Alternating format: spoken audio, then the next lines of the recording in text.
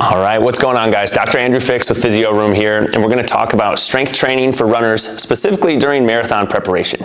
So if I'm building a strength training routine for a runner of mine, the things that we're going to focus on are hitting the major muscle groups and joints that are going to support you while you're trying to run.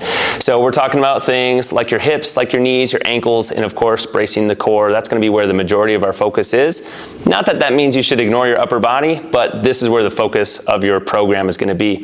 Generally for runners, I recommend strength training 2 days per week if they're putting in a lot of time and volume running. Of course, that can be more or less tailored dependent on exactly what your goals are and what you're training for. Of course, I would recommend talking to a running coach and a strength training coach to get that all laid out for you.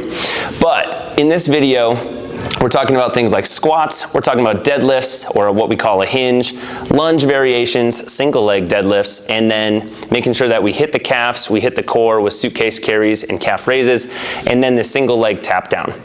So if you look at the video of the squats, the idea here is that we're focusing on really strengthening the quads and the glutes, making sure to brace the spine while we're doing that, okay? Moving on to the deadlift, the focus here, if you do the deadlift with good form, a little bit higher hips, this is a movement that we call a hinge.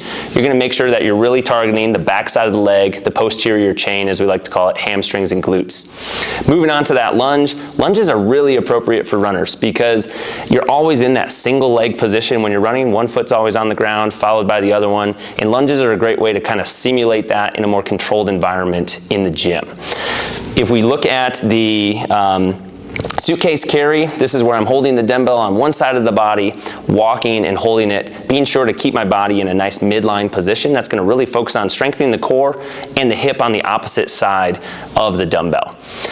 Looking at that lateral lunge or that Cossack, meaning where I'm shifting from side to side, that's really going to target the inner thighs on the leg that you're moving away from. So if I'm sinking to my left, that's really going to target that right inner thigh, and that's really going to also focus on the outside of that left hip as I'm going to the left side. Really beneficial to work in that frontal plane, we call it.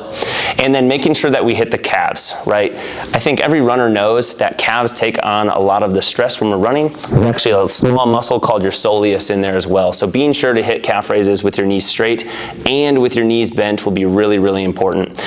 Last but not least, you'll see me tapping one foot down. So I'm standing on the step, doing what we call a single leg tap down.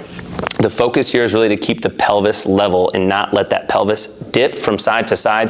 That's something that we see a lot of runners have, is what we call a hip drop. That can cause hip pain, knee pain, you name it. So being able to do this tap down with great control, keep the pelvis level, is going to be really beneficial for you. These are the things that I would work into your strength training routine. And if you have any questions or need any help, please feel free to reach out to us and we'll be sure to help you out. Thanks.